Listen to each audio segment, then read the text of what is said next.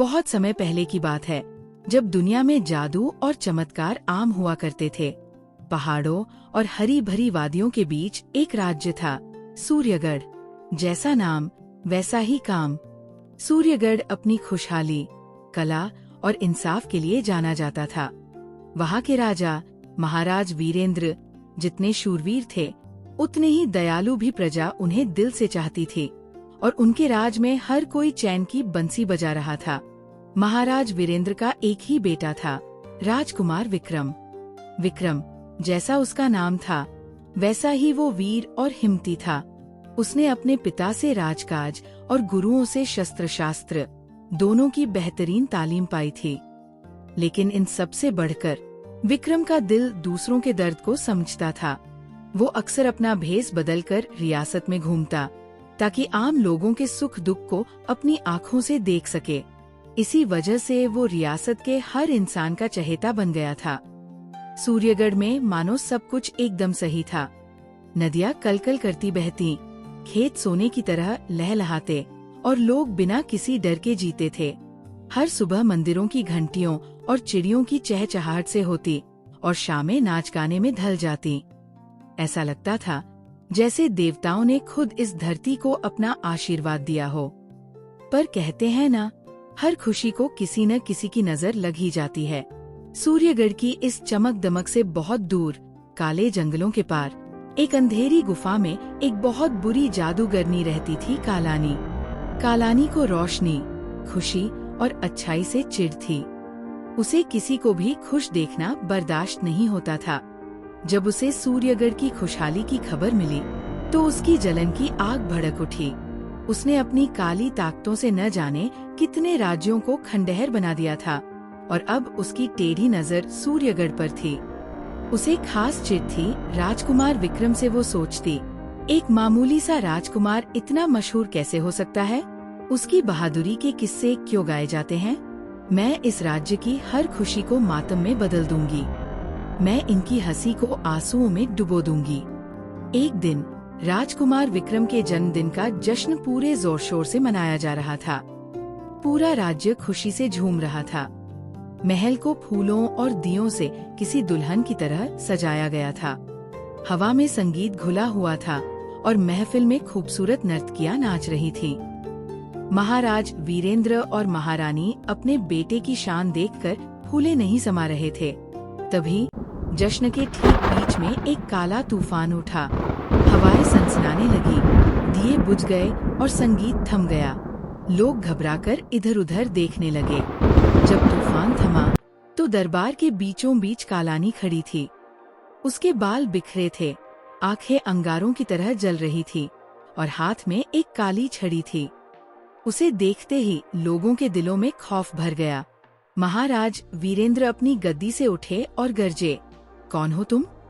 और हमारे जश्न में इस तरह घुसने की तुम्हारी हिम्मत कैसे हुई? कालानी एक भयानक कहकहा लगाकर हंसी। उसकी आवाज कानों में जहर की तरह घुल रही थी। मैं कालानी हूँ, अंधेरे की रानी, और मैं तुम्हारी इस बनावटी खुशी पर ग्रहण लगाने आई हूँ। तुम्हें अपने इस लाडले पर बड़ा नाज है ना? अब यही नाज तुम्हारी बर्बादी की वजह बनेगा। इतना कहकर उसने अपनी काली छड़ी आसमान की ओर उठाई। छड़ी से एक बैंगनी रंग की भयानक रोशनी निकली और पूरे महल पर छा गई। कालानी अपनी चुभती हुई आवाज में चीखी, मैं सूर्यगढ़ को श्राप देती हूँ। आज से ठीक 7वें दिन, जब अगली पूर्णिमा का चांद आसमान पर होगा, तब इस राज्य का हर इंसान, हर जानवर पत्थर का बन जाएगा। तुम्हारा ये हंसता खेलता राज्य एक खामोश कब्रिस्तान में बदल जाएगा। ये सुनते ही सब सन्न रह गए। महारानी की आंखों से आंसू बहने लगे। राजकुमार विक्रम अपनी तलवार खींचकर आगे बढ़े और बोले, दुष्ट जादूगरनी, अपनी ये बकवास बंद कर और दफा हो जा यहाँ से। कालानी फिर से हंसी, इस श्राप का सिर्फ एक ही तोड़ है, राजकुमार।